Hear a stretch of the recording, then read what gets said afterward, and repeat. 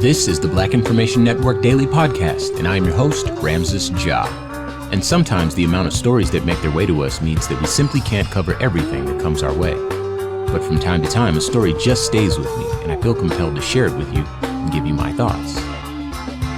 And now, one more thing. I got one more thing I'd like to talk to you about right now.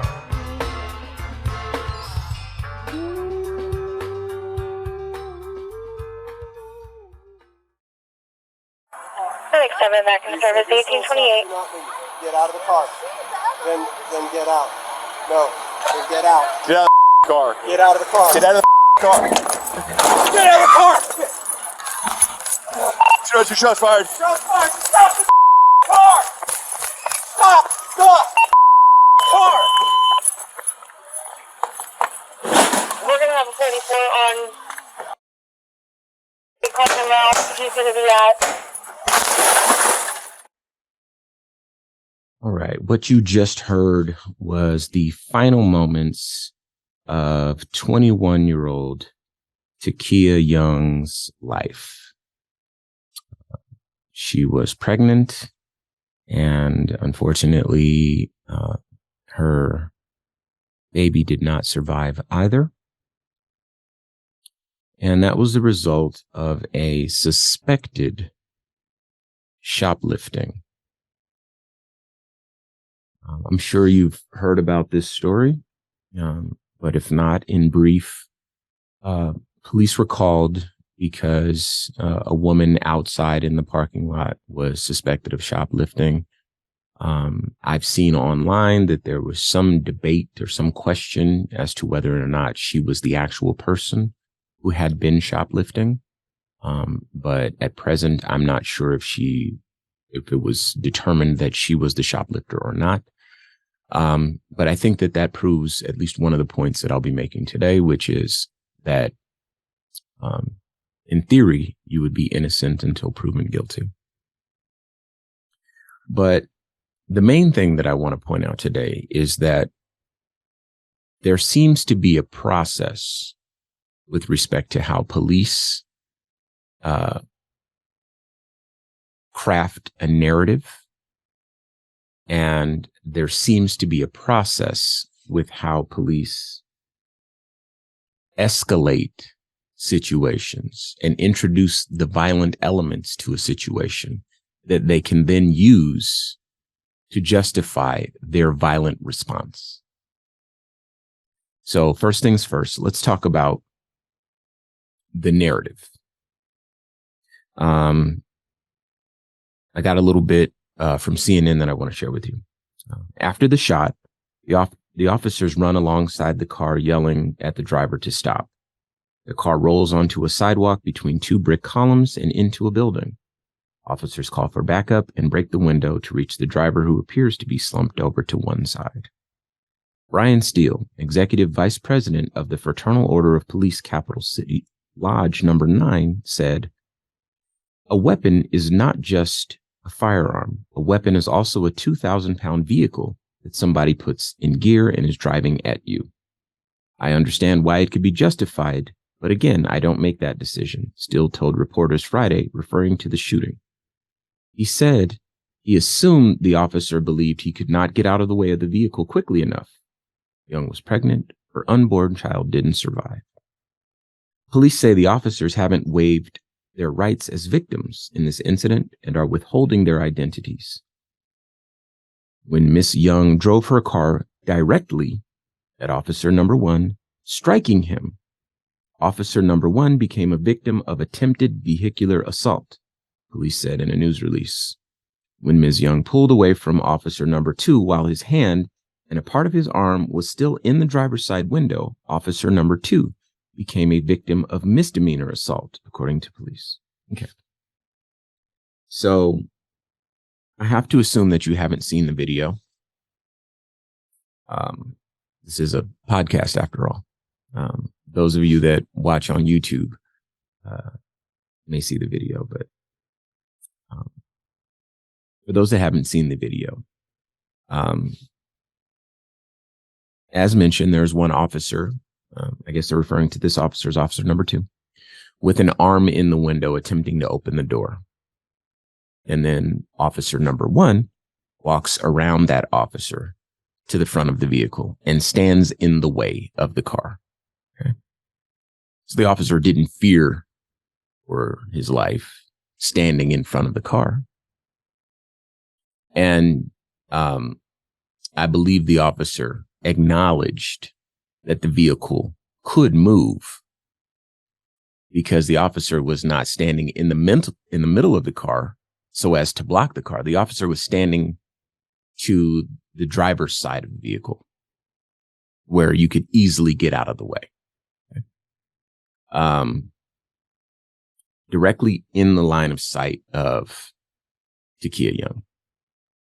So if you get a chance to see the video, you'll see that the officer walks to the front of the car and draws a weapon.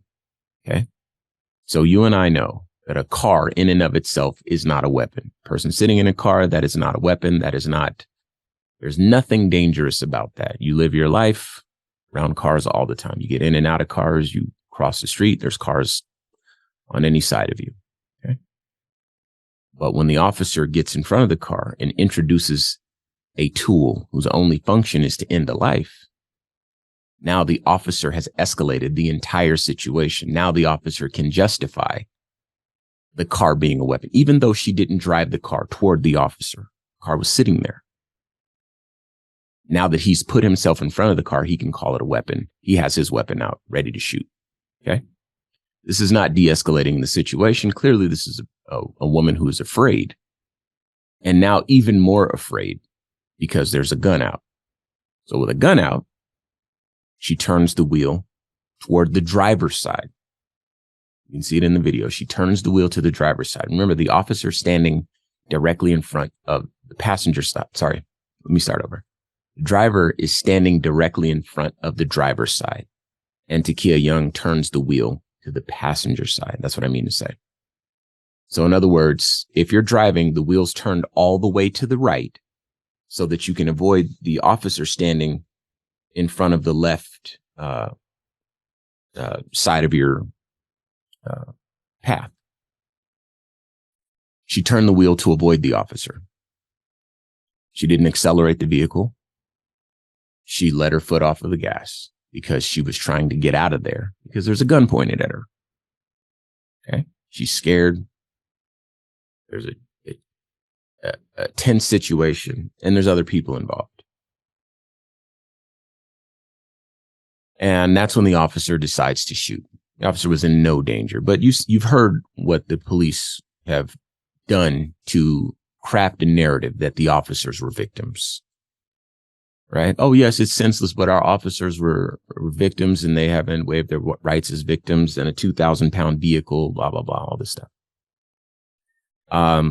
When the officers introduced the threat, shoplifting from a grocery store is a crime of poverty. That is not a crime that bad people do. That's a crime that poor people do. And now this potentially poor person, if in fact that she was, or suspected poor person, if in fact she was shoplifting, and she was a mother. So, you know, mothers will do whatever it is that they need to do to feed their kids and to feed their families, right? Anybody would. But now this person is dead, and the police are crafting this narrative that they are somehow the victims. Well, my arm was in the window. Okay. That is not a threat to you. This woman is not intending to hurt you. You can just take your arm out of the window. That's what any sensible person would do. This is not the sort of situation that needs to be escalated to where guns need to be pulled out. Remember, officer number 1's gun was out as soon as he stood in front of the vehicle, before the vehicle moved. And I think that that's critical. And it's very easy for people to overlook that when they are looking for ways to justify what the police did. These people that blindly support the police.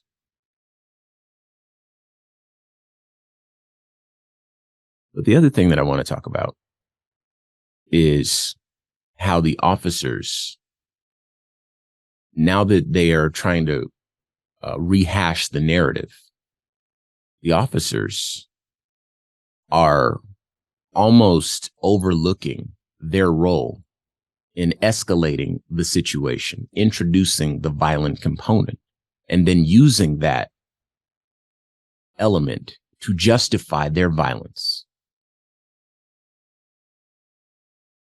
And you know, we just talked about, we just mentioned that the officer goes and stands in front of a car.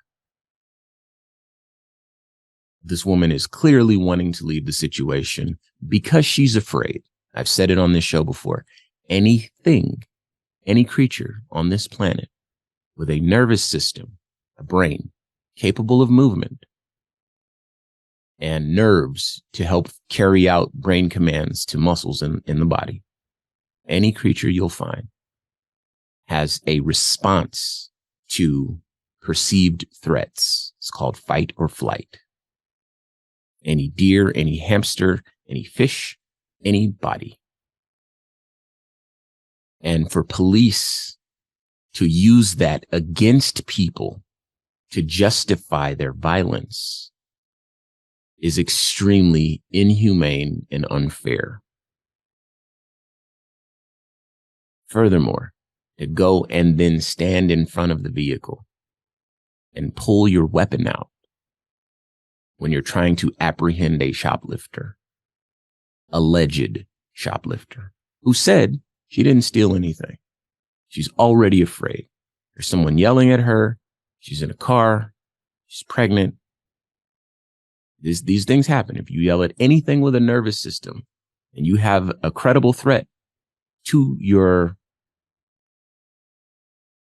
existence, to your being there, it will cause fear in pretty much anything. And you get fight or flight. And police are trained to yell and to have that threatening presence because they believe that it will cause people to react in a way that is submissive.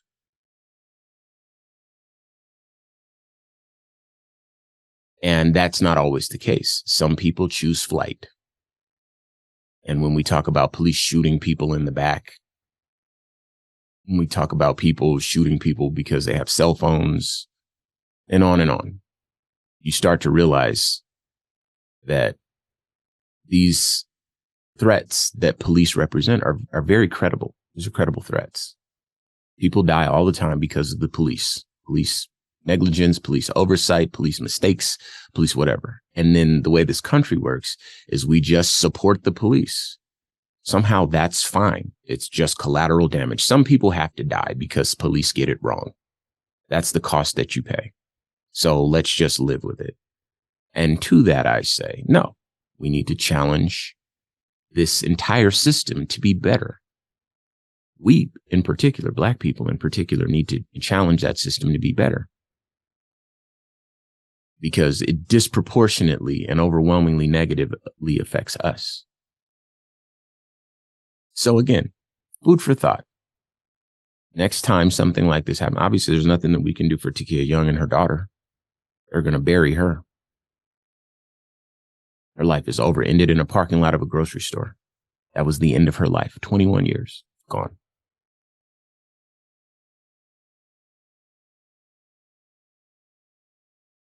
Took her last breath, slumped over in a seat because she was accused of shoplifting, because an officer stood in front of her car, gun out, ready to shoot in case she moved.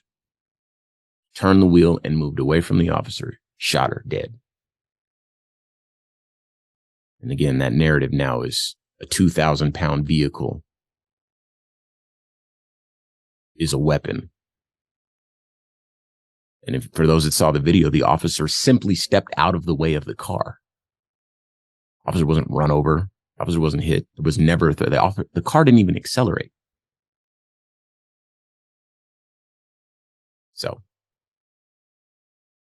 let's not let them craft a narrative that doesn't accurately reflect a shared reality. And let's hold them accountable when they are, in fact, the ones who escalate the situation to violence. Can we do that? Please. let me know. You can reach out to me using the red microphone talkback feature on the iHeartRadio app, or of course, you can hit me on all social media at Ramses Ja. I'll be waiting to hear from you. And until I do, peace. This has been a production of the Black Information Network. Today's show is produced by Chris Thompson. Have some thoughts you'd like to share? Use the red microphone talkback feature on the iHeartRadio app. While you're there, be sure to hit subscribe and download all of our episodes. I am your host, Ramses Ja, on all social media. Join us tomorrow as we share our news with our voice, from our perspective, right here on the Black Information Network Daily Podcast.